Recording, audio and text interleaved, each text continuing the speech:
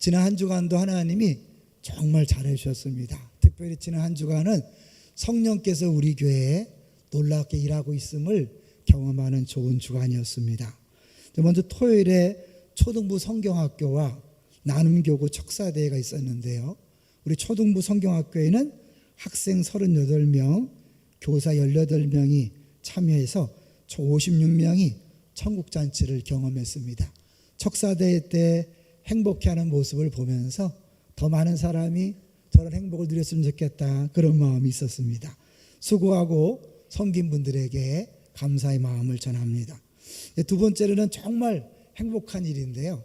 몇 주 전에 꿈틀이라고 청년부들이 꿈꾸는 청년들 그런 팀이 있대요. 그 팀이 거의 70만 원에 가까운 현금을 갖고 왔어요. 그러면서 어려운 사람을 도와주라고.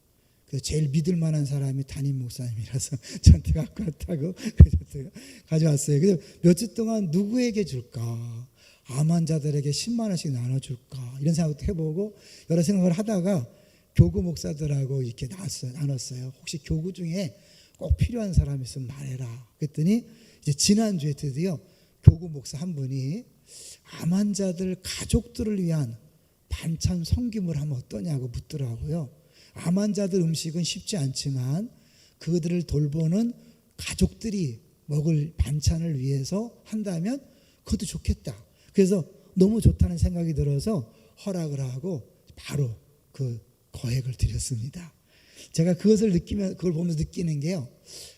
성령님께서 우리 꿈틀이라는 청년들을 감동하셨고, 또 우리 교구 목사님과 교구 식구들을 감동하셨고, 또 저의 마음도 감동해서 딱 이 일들이 이루어지는 거 보면서 성령께서 지금 놀랍게 우리 교회 가운데 일하고 있다는 것을 느낄 수 있었어요.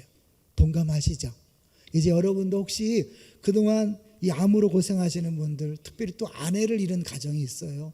이 반찬을 하는데 어려울 텐데 그들에게 개인적으로 돕기는 어렵잖아요. 혹시 돕고 싶었는데 기회가 없었던 분들은 현금을 줘도 괜찮고, 또 반찬을 만들 수 있는 재료, 고기나 콩이나 이런 거 줘도 괜찮고요.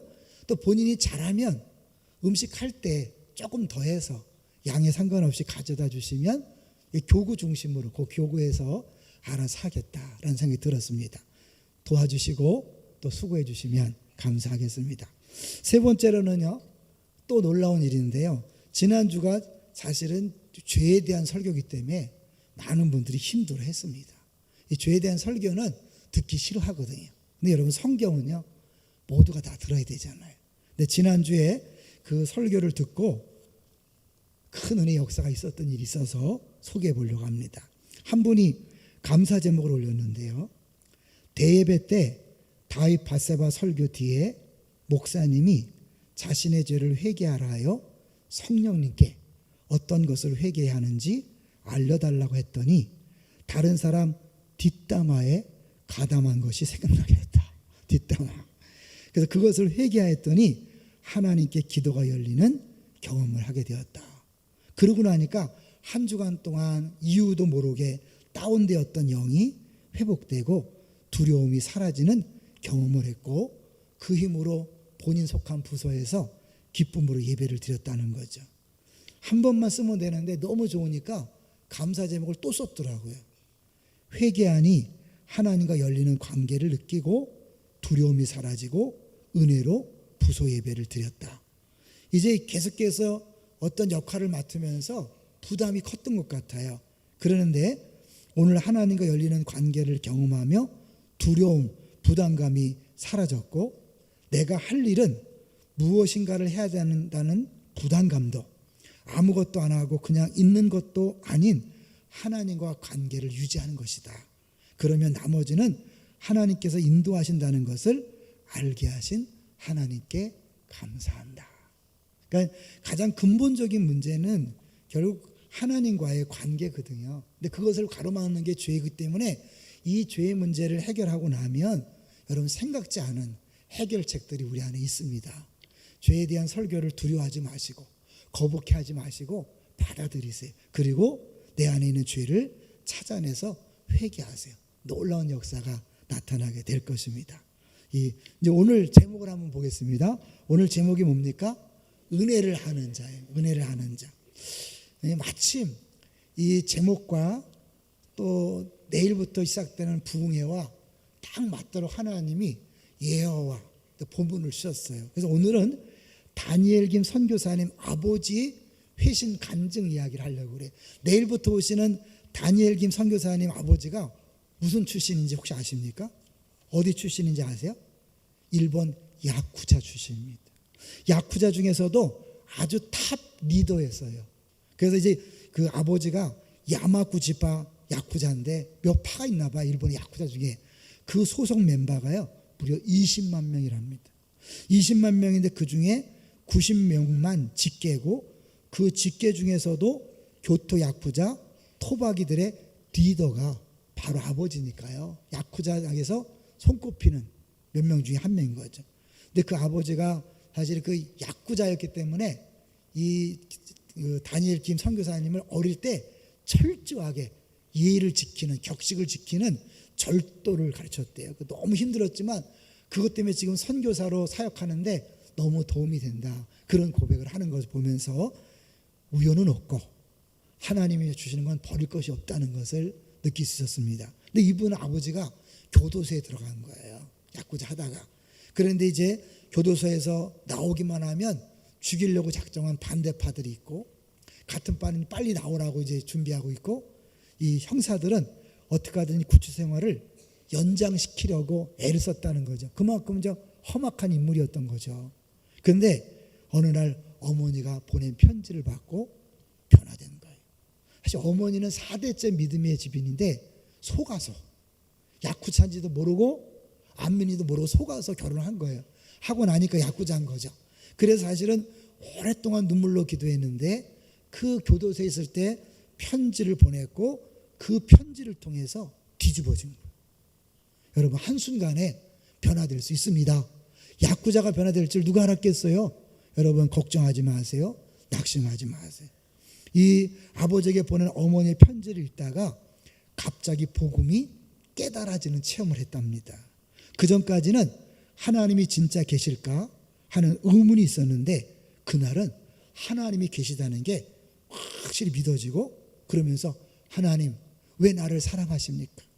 왜 나 같은 죄인을 용서하십니까? 라는 생각이 들더랍니다. 그리고 너무 감격해서 가슴을 치면서 이렇게 기도를 하는데 자기가 죄인이니까 옷을 입을 수 없겠더래요. 옷을 다 벗고 무릎 꿇고 기도하려다 보니까 너무 큰 죄인이라서 무릎 꿇는 것도 안 되겠다. 그래서 서서 빨개 벗고 밤새도록 기도하면서 주 앞에 은혜를 경험한 다음에 그 다음날 새벽에 이런 고백을 했답니다. 주님, 제가 많이 용서받았으니 많이 사랑해 드리겠습니다. 은혜라는 게 뭐예요? 내 죄를 주님이 용서했다는 거거든요. 다른 게 은혜가 아닙니다. 자기가 죄인임을 깨닫고 그 죄를 용서받았다는 사실을 알 때 하나님을 많이 사랑해 드리겠다고 고백한 거예요. 그러니까 사랑해 드린다는 게 좀 이렇게 초신자의 고백다운 거죠. 그걸 해석하면 내가 하나님을 전혀 모를 때 그저 용서받고 하나님과 원수 되었을 때 그저 사랑받았으니 이 사랑과 은혜를 조금이나마 깨달아가는 만큼 사랑해 드릴게요 라는 고백이었다는 거죠. 근데 그날 이후로 변화돼서요 야쿠자를 청산하고 얼마나 어려웠겠어요. 그런데 청산하고 장로님이 되고 교회를 개척하여 잘 섬기다가 이제 지금 은퇴하셔서 하루 온종일 기도와 말씀으로 생활하고 있답니다. 그래서 이 선교사님이 어디 설교하러 가면 전화를 드리면 그때부터 기도를 시작한대요. 그리고 집회 마치고 전화를 드리면 그때 쉬신대요. 최고의 기도 후원자가 됐다고 얘기합니다. 이번에도 아마 우리 부흥이 올 때 그 연로하신 어른이 뒤에서 기도할 것입니다. 큰 은혜가 있을 줄로 믿습니다. 여러분 이런 체험이 있기 때문에 설교를 들어보면 얼마나 힘이 있는지 몰라요. 저가 도저히 흉내낼 수 없는 엄청난 그 체험에서 나오는 확신이 있고 뜨거움이 있습니다. 절대 손해보지 마시고 꼭 참여하세요. 2년마다 한 번 있는 부흥회지만 동시에 이 강사님을 또 모시기 쉽지 않습니다. 꼭 오시되 아이들까지 꼭 데리고 오세요. 왜냐하면 예수 세대 운동을 펼치시는 분이니까 청소년 사역에 관심이 많아요. 그러니까 여러분 우리 자녀들 꼭 데리고 오세요. 그들이 이번에 예수 만나면 일생이 달라질 줄로 믿습니다. 은혜를 아는 사람, 내가 더 주님을 사랑하겠습니다라고 고백합니다.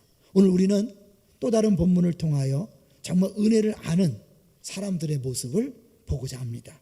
오늘 본문의 주인공은 무비보셋이고 다윗입니다. 표면적으로는 무비보셋이 은혜 받은 자의 모델이지만 더 나아가서 예수님, 더 나아가서 다윗이 어떻게 은혜 받은 자의 모습으로 살아가는가를 한번 보도록 하겠습니다. 자, 우리 24절을 보겠습니다. 24절 같이 읽습니다. 시작. 사울의 손자 무비보셋이 내려와 평안히 돌아오는 날까지 맵시내지 아니하며 옷을 빨지 아니하였더라. 의도적으로 사울의 손자라는 표현을 씁니다. 요나단의 아들이라는 표현을 쓰지 않고 사울의 손자라는 표현을 쓰는 이유는 뭘까요?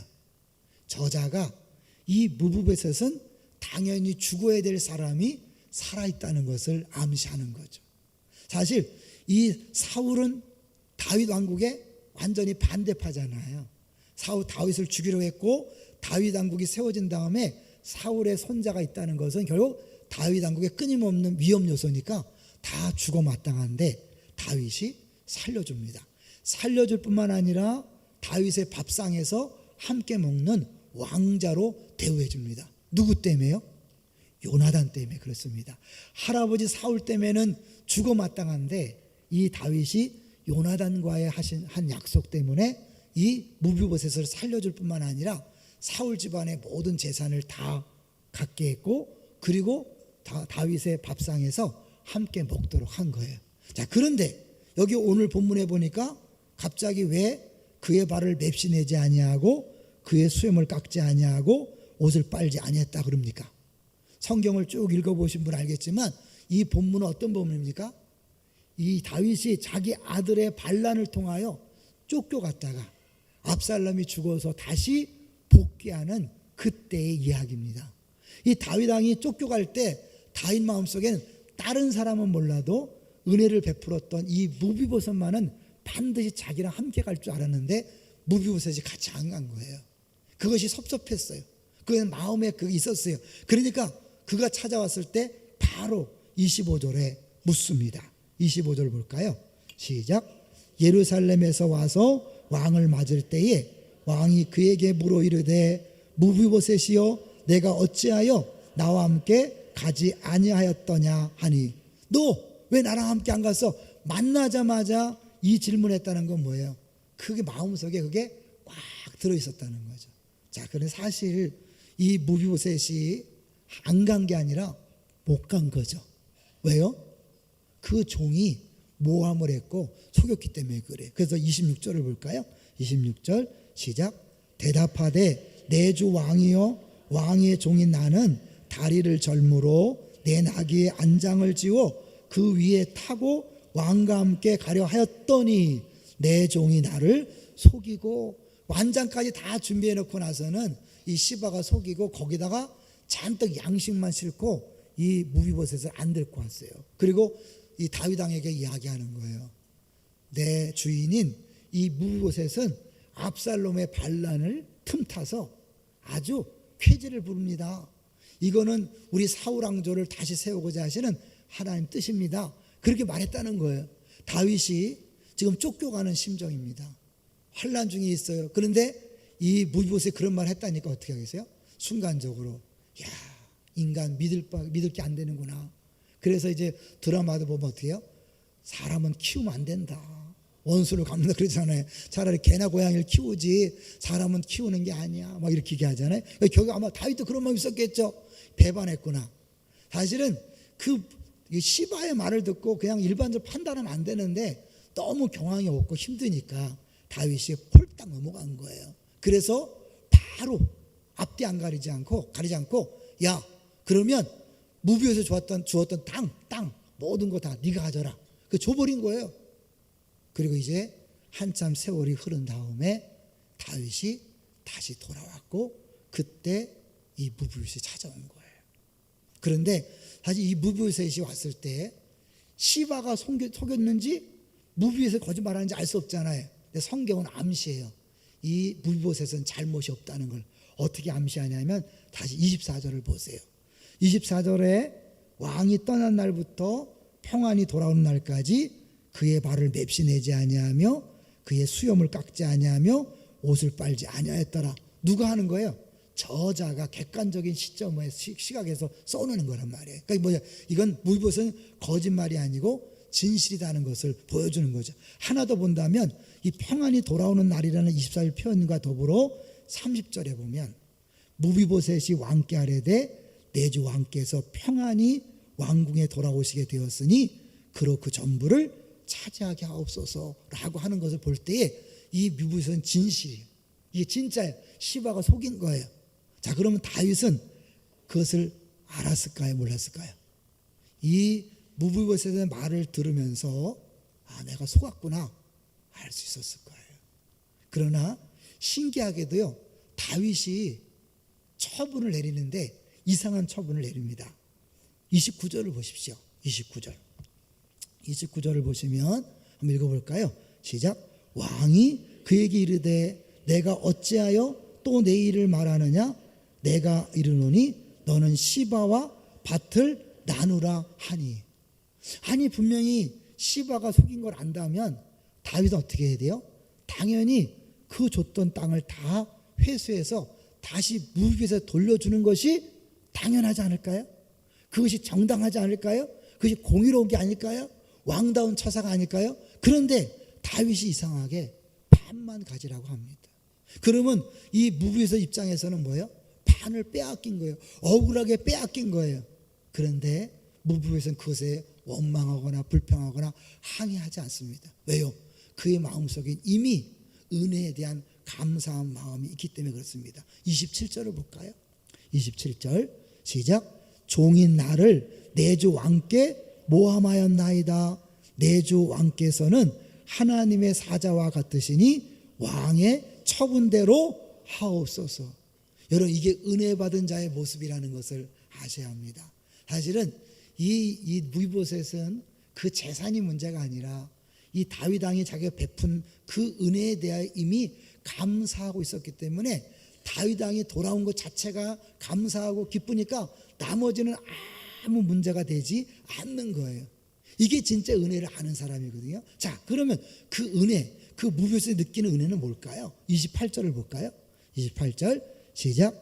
내 아버지의 온 집이 내 주 왕 앞에서는 다만 죽을 사람이 되지 아니하였나이까. 그러나 종을 왕의 상에서 음식 먹는 자 가운데 두셨사오니 내게 아직 무슨 공의가 있어서 다시 왕께 부르질 수 있사오리까 하니라. 내 아버지 온 집, 저자는요 의도적으로 사울의 손자라 그래요. 근데 무비보셋은 뭐예요? 내 아버지라고 얘기해요. 결국 요나단 때문에 본인이 살아남을 수 있었고 은혜를 받을 수 있다는 것을 이야기하는 거죠. 그런데 여기서 우리가 알 수 있는 게 뭐냐면 사울은요 온 집안을 망하게 하는 통로가 됐어요. 그러나 요나단은 온 집안을 살리는 통로가 됐습니다. 성경 로마서에 보면 한 사람으로 말미암아 죄가 들어와서 모두가 죽게 되었다 그랬어요. 근데 또 한 사람 말미암아 모든 사람이 살게 되었다 그랬어요. 누구를 얘기하는 걸까요? 아담과 예수님을 얘기하는 거죠. 자, 사울 때문에 모든 가문이 죽게 되었어요. 요나단 때문에 모든 가문이 살게 되었어요. 사울은 아담의 상징이라면 요나단은 예수님을 상징하는 것이라고 볼 수 있죠. 어쨌든 이 요나단 때문에 이 무비보셋이 은혜를 받았는데 어떤 은혜냐면 죽을 사람, 다만 죽을 사람이 되지 않아도 당연히 죽어야 되는데 살려줬고 살려준 것만도 감사한데 뭐예요? 그러나 종을 왕의 상에서 음식 먹는 자 가운데 두셨습니다. 왕자처럼 대해줬다는 거예요. 탕자가 돌아오자마자 다시 아버지의 자녀로 회복시킨 것처럼 이 무비보셋을 정말 죽을 수밖에 없는 죄인이었는데 왕자로 대해주는 그 엄청난 은혜를 받았기 때문에 그 다음이 중요해. 은혜를 받았사오니 다음에 뭐라 그래요? 내게 아직 무슨 공의가 있어서 다시 왕께 부르질 수 있사오리까. 무슨 공의가 있어서, 옛날 성경엔 무슨 오름이 있어서. 여러분, 우리가 부부끼리 싸우고요, 부모 자식 간에 갈등이 있고 교인 간에 갈등이 있는 이유를 가만히 들여다보면 뭐예요? 누가 옳으냐의 싸움이에요. 누가 맞냐? 누가 더 진짜냐? 누가 더 합당하냐? 이렇게 옳고 그름을 싸우는데, 엄밀히 말하면 옳고 그름의 싸움은 은혜를 모르는 사람들의 모습인 거예요. 이 은혜가 너무 크면요, 자기가 받은 은혜가 너무 크면 그 은혜 때문에 옳고 그름을 따지지 않는다는 걸 보여주는 거예요. 내게 무슨 공의가 있어서, 내가 얼마나 옳다고, 내가 물론 속았고 내가 정말 억울하지만, 그러나 그것 가지고 내가 주인 앞에, 다윗 앞에 따지고 말할 그런 근거가 안 됩니다. 할렐루야. 사실 우리가 정말 은혜를 안다면 시시비비를 가리지 않는 거예요. 은혜를 모르니까 옳고 그름을 가지고 그렇게 끊임없이 싸우는 거예요. 여러분, 복음의 은혜가 뭡니까? 이 복음이란 건 하나님이 나를 받아주신 거잖아요. 나를 사랑한다는 거잖아요. 나를 기뻐한다는 거잖아요. 그것을 딱 내가 받았다는 걸 느끼면 어떻게 해요? 이제는 사람과 비교하지 않습니다. 옳고 그름을 따지지 않습니다. 내가 옳다고 인정받으려고 애를 쓰지 않습니다. 모든 사람 앞에서 겸손할 수 있고 시시비를 가리지 않는 거죠. 동의하시나요? 그러니까 우리가 사실은 교회에서, 가정에서, 직장, 사업장에서 자꾸 시비와 다툼이 끊이지 않는 것은 뭐냐면 내 안에 은혜가 없기 때문에 그래요. 그러니까 싸우지 말아야지, 시기하지 말아야지, 질투하지 말아야지, 다투지 말아야지, 그게 아니에요. 뭘 회복하셔야 돼요? 은혜를 회복하시면 돼요. 내가 받은 은혜가 얼마나 큰지 안다면 더 이상 옳고 그름 문제 갖고 다투지 않습니다. 누가 더 유익이냐, 누가 더 손해봤냐, 누가 더 많이 가졌냐, 이거 갖고 싸우지 않는다는 거예요. 자, 29절을 볼까요? 29절 시작. 왕이 그에게 이르되 내가 어찌하여 또 내 일을 말하느냐, 내가 이르노니 너는 시바와 밭을 나누라 하니. 이렇게 다 듣고 다윗이 밭을 반으로 나눈다는 자체가 조금 이상해요. 그래서 이 성경학자들이요, 다양한 해석을 내놔요. 그 중에 하나는 뭐냐면, 다윗이 만약에 다 돌려주라고 한다면 뭐예요?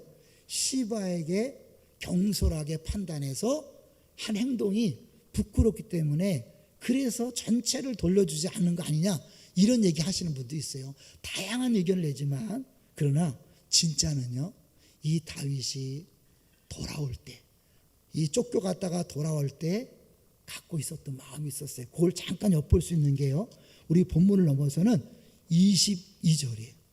22절.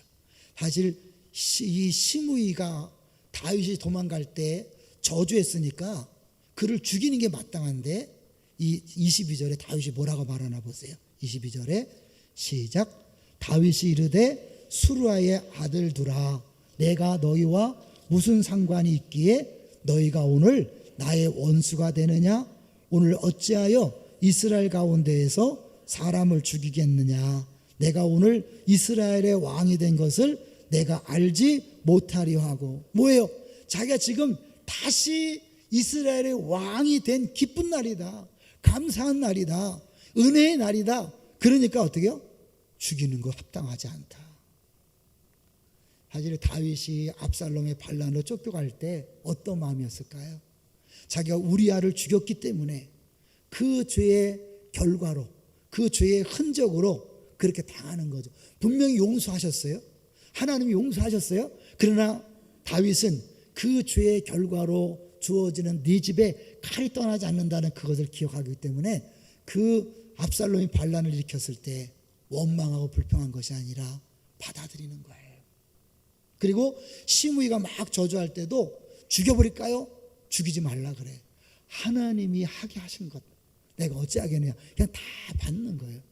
이게 용서받은 사람의 모습입니다. 다 받고요 갑니다. 분내지 않습니다. 화내지 않습니다.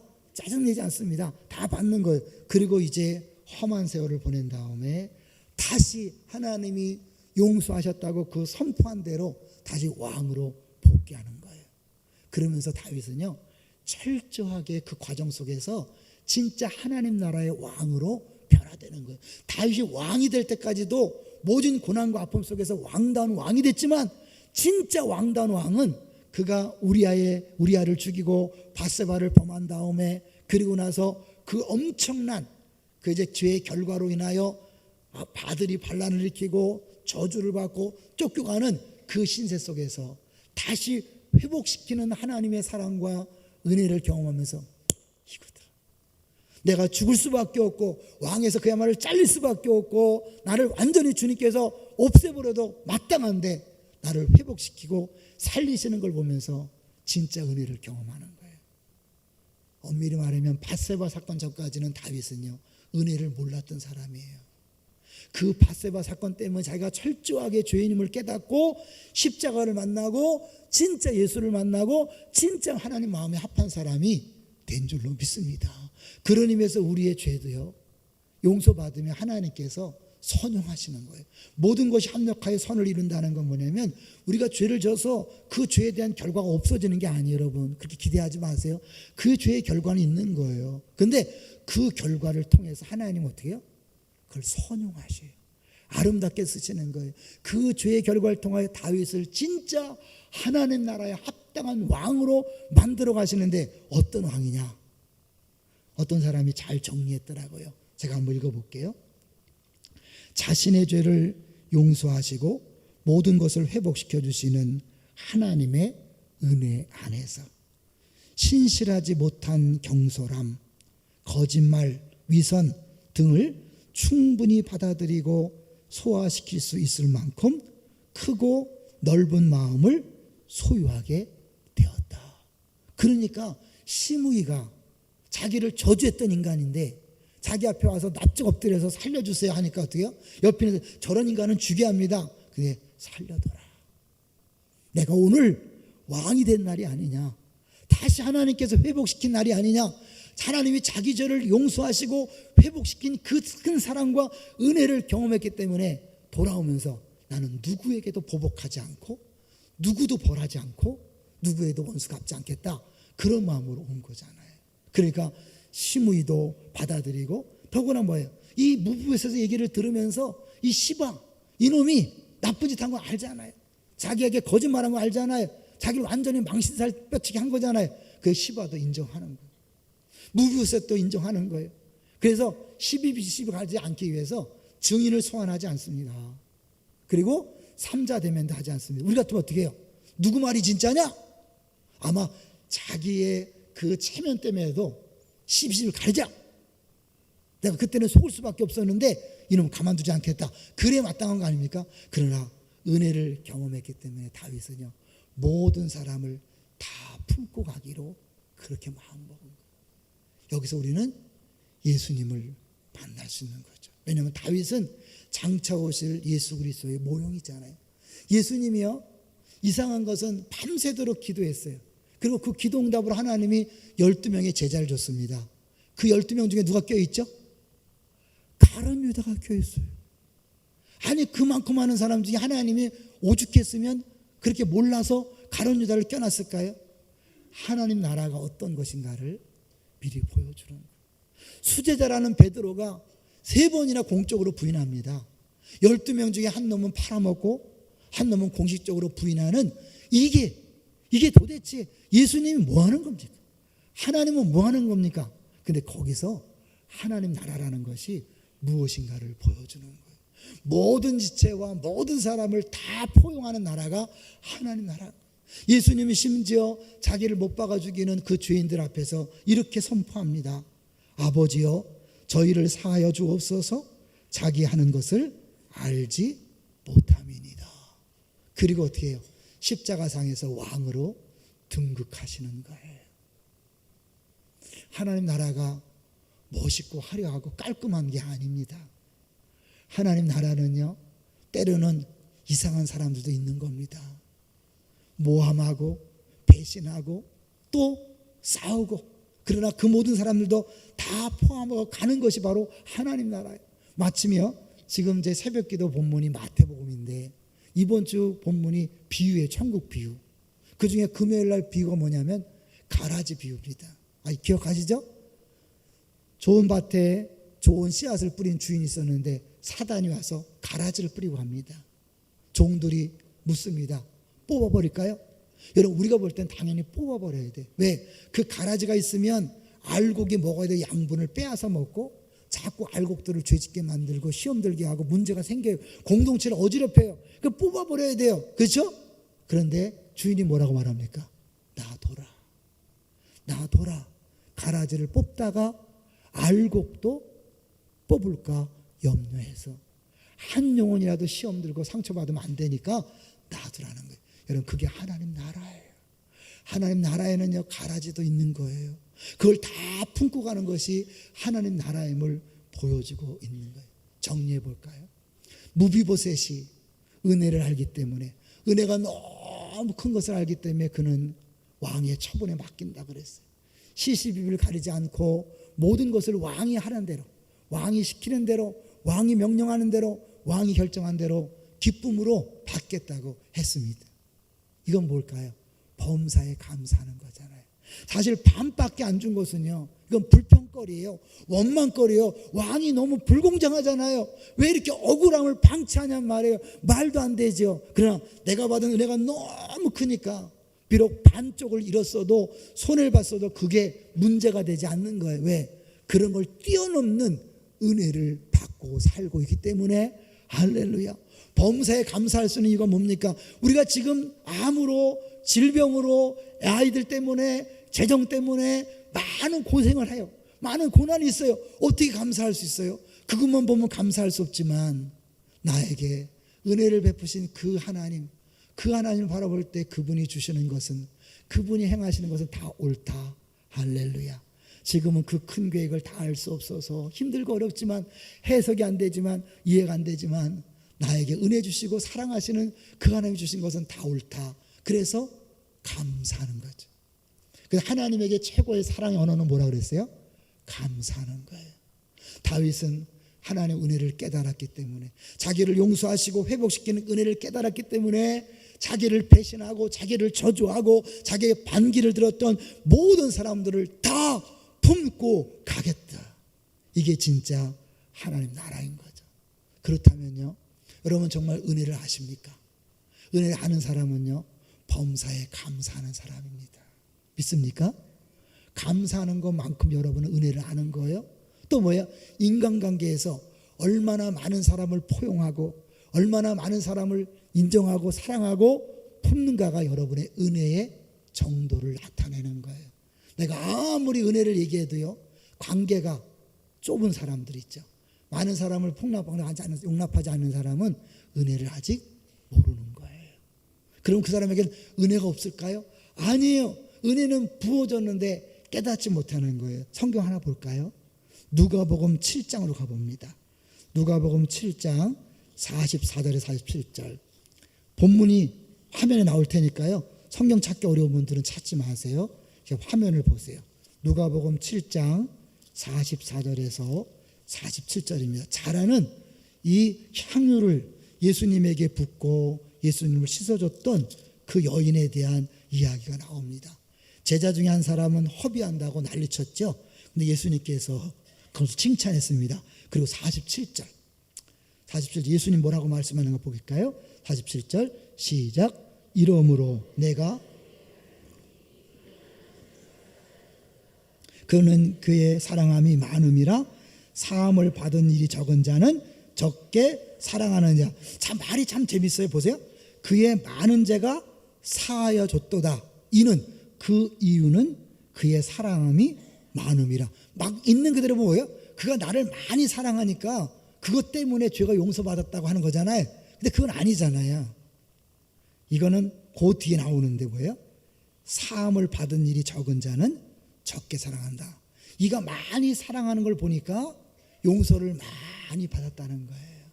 그만큼 예수님에게 사랑을 표현하는 걸 보니까 용서를 많이 받았다는 거예요.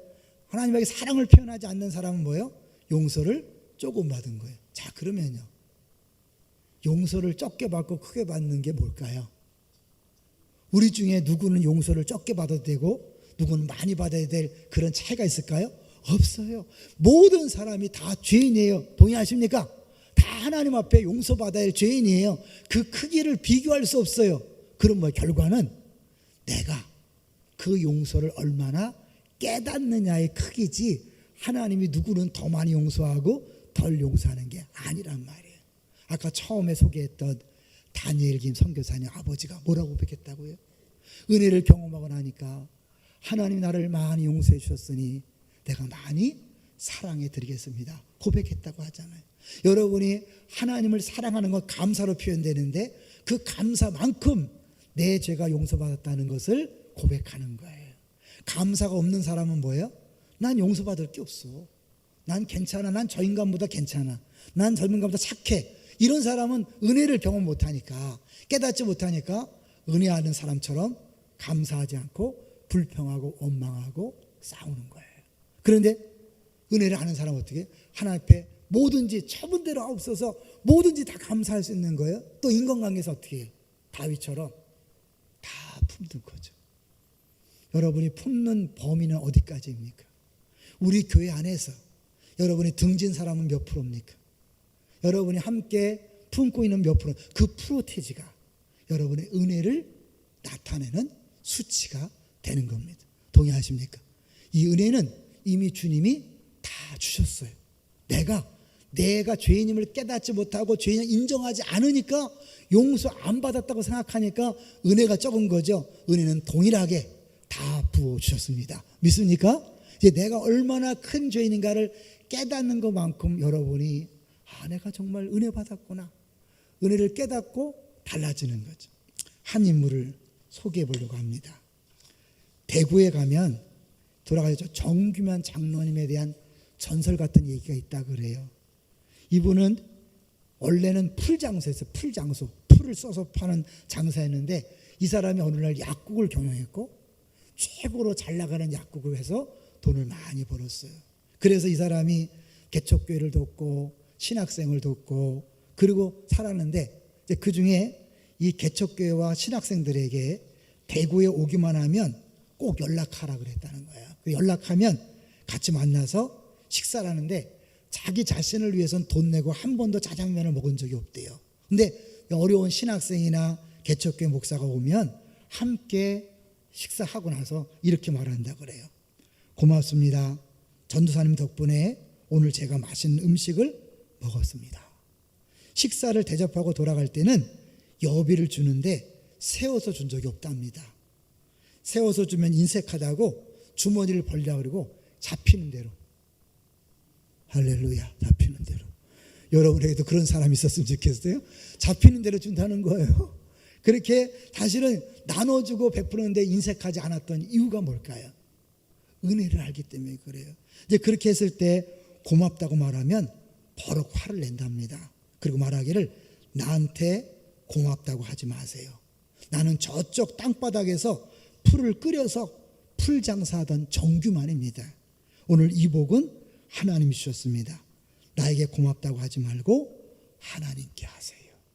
철저하게 모든 것이 하나님께 왔다는 사실을 인정하기 때문에 이렇게 한 거죠. 근데 이 사람이 어떻게 예수를 믿게 됐느냐?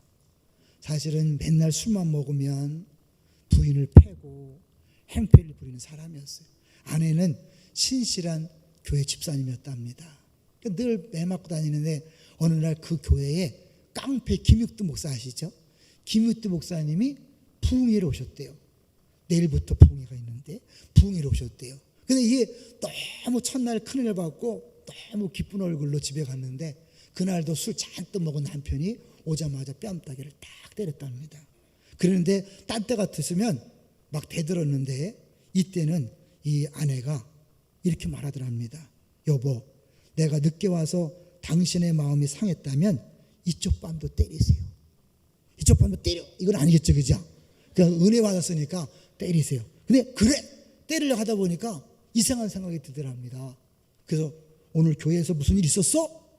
라고 물으니까 그 아내가 자기가 은혜 받은 얘기를 하면서, 우리 교회에 부흥에 오신 분이 김익두 목사님이신데 원래는 술주정뱅이였고 깡패였대요. 그러니까 자기도 술주정뱅이고 깡패니까 귀가 솔깃한 거죠. 예수님을 믿고 목사님이 됐대요. 당신도 나하고 한 번만 교회에 가요. 다른 때는 전혀 콧방귀도 안 끼다가 그날따라 가고 싶은 마음이 들었답니다. 은혜가 임한 거죠. 그죠? 갔는데 신기하게 귀에 들리고 그 부흥회를 통해서 예수를 만나서 사람이 변한 거예요. 여러분 변할 수 있을까요? 변할 수 있어요. 이번 부흥회에 변할 수 있습니다. 여러분 그동안 안 변했던 사람이 변할 수 있는 거예요. 변해갖고 사람이 은혜가 이렇게 소문이 나니까 주변의 사람들이 자꾸 도와주려고 하고 한 사람은 내가 도와줄 테니까 약을 팔아라. 약국이 없는데 동네 바닥에서 시장 바닥에서 약을 파는 거예요. 약을 주고 약을 모르는데 노트에다 다 적은 거예요. 감기 걸렸을 때 뭐 했을 때 다 적어서 그렇게 그냥 적어준 대로 했는데 신기하게 그 약을 먹으면 낫더랍니다. 그러니까 사람들이 또 오고 또 와서 막 몰리는 거예요. 그래서 나중에는 그 골목에서 가장 잘 되는 약국 주인이 됐다는 거예요. 심지어 이런 일이 있대요. 약을 지어 먹으면 그 집에서 약 지어 먹으면 아들을 낳는다. 그래서 소문이 나갖고 막 다 오더라는 거예요. 근데 사실 이제 진짜 무슨 특별한 비결이 없으니까 정말 이 집에서 약을 지어 먹으면 아들을 낳을 수 있습니까? 물어보면 거짓말할 수 없어서 안 먹는다 보다 낫죠. 그랬다는 거예요. 더 놀라운 것은 장티푸스가 유행했는데 다른 약국에서는 아무리 약을 사다 먹어도 안 되는데 이 집에서 약을 먹으면 낫는 거예요. 그 약이 떨어졌어요. 옆집 약국에서 빌려다가 주면 낫는 거예요. 그래서 사람들이 이상해서 혹시 무슨 다른 재료가 들어갑니까? 물었더니 예, 하나가 들어가지요. 짐작하죠? 기도라는 재료가 들어갑니다.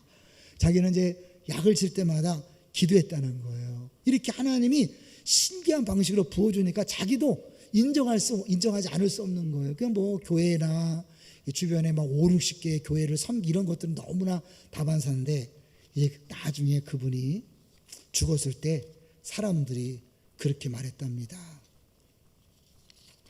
사람이 어차피 한번 살려면 저렇게 정규만이처럼 살다 가야지 라고 그렇게 말할 정도로 사람들에게 영향력을 끼쳤다는 거죠. 어떻게 가능했을까요? 먼저 아내가 은혜 받았기 때문에 남편이 뼘을 따라도 대들지 않고 이쪽 뺨을 들이대므로 남편이 감동했고 그 남편이 부흥에 와서 그 김휘투 목사님의 설교를 듣고 변화되어서 이런 엄청난 역사가 나타난 거예요. 마침 내일부터 부흥해요. 하나님께서 이 예화를 주신 것도 우연이 아닌 줄로 믿습니다. 우리가 사실은요 사랑합시다, 감사합시다, 용서합시다 이렇게 얘기하는 건 율법적이잖아요. 근데 안 되잖아요. 비결은 딱 하나예요. 뭘까요? 은혜를 받는 거예요. 근데 이미 하나님은요 우리 은혜를 다 주셨어요. 예수 그리스도를 통하여 어마어마한 죄사함의 은혜를 주셨어요. 믿습니까? 다만 그걸 깨닫지 못하니까 말씀을 듣다가 기도하다가 찬양을 하다가 그렇지 어느 한순간 그것이 쫙 깨달아지면 이 다니엘 김 선교사님 아버지는 아내의 편지를 통해 그걸 깨달아졌고 이 정규만 장로님은 이 김익두 목사님의 부흥회를 통해서 그걸 깨달아졌고 또 이번에 만약 다니엘 김 선교사님의 부흥회 때 깨달아지기만 한다면 우리 모두도 이렇게 멋진 신앙인이 될 줄로 믿습니다. 정리합니다. 은혜를 아는 사람 어떻게 한다고요? 하나님이 어떻게 하시든 다 감사할 수 있습니다. 억지로 감사하는 게 아니라 저절로 감사할 수 있습니다. 다윗처럼 하나님이 정말 은혜로 자기를 용서했고 복귀시켰다고 믿기 때문에 모든 사람을 다 품어주고 다 용서하고 함께 갈 수 있습니다. 그는 도무지 감당하기 어려웠던 환난과 시험을 통해 자신에게 주어진 모든 악한 상황과 이기적인 사람들까지도 얼마든지 받아들일 수 있을 만큼 큰 하나님의 사람으로 변화될 수 있었습니다. 신의를 저버리고 배신을 밥 먹듯 하는 요압, 아비새, 시므이, 시바 그리고 마음속 깊이 불의한 야욕을 숨기고 있는 더 많은 사람들과 함께 하나님께서 자신에게 맡겨주신 왕국을 든든히 세워 나갔습니다. 그것이 예수님 모습이잖아요. 자기를 배반하고 자기를 힘들게 했던 모든 사람들을 다 품으시고 그들을 용서하시고 그들을 통하여 인류 구원이라는 위대한 역사를 이루어 가시는 것이 우리 예수님인 줄로 믿습니다. 저는 개인적으로요, 이 말씀을 일주일 내내 준비하다가 토요일 저녁에 하나님이 정말 깨달음을 주셨어요.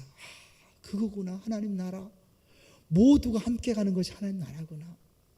그렇게 다 깨달음이 오니까요, 우리 교회 모든 성도가 하나님이 붙여주신 다 하나님 나라의 일꾼들이고 하나님 나라의 백성들이구나. 그래, 이게 정상이구나. 어려움이 있고 고통이 있고 아픔이 있고 문제가 있어도 그건 문제가 아니다. 왜? 은혜만 깨달으면 더는 문제 해결이 아니라 문제가 아닌 것으로 여겨지는구나. 할렐루야. 여러분도 이 자유, 이 기쁨을 누리시기를 주의 이름으로 축원합니다.